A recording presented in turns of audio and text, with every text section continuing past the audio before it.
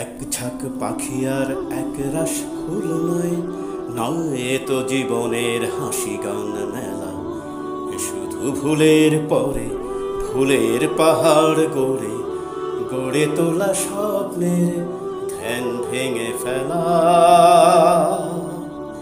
এক ঝাঁক পাখি আর এক রাশ ফুল নয়, নয় এ তো জীবনের হাসি গান মেলা।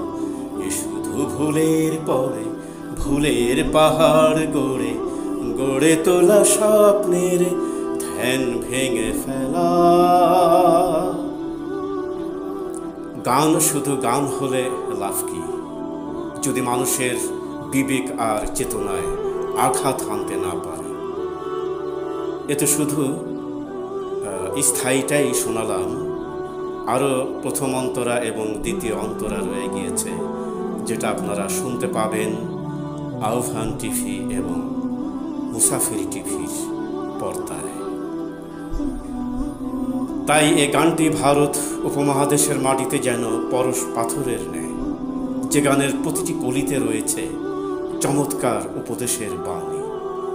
তাই তো বাস্তবতার নিরিখে বলা যায় যে এ গান অনেক মানুষের আচার আচরণ এবং ভুল সিদ্ধান্তকে সুরের মূর্ছনায় বোঝাতে সক্ষম হয়েছে যে, হে বন্ধু, তুমি যা ভেবেছ সেটা সঠিক নয়, তোমাকে ফিরে আসতে হবে সোজা সাপটা পথে।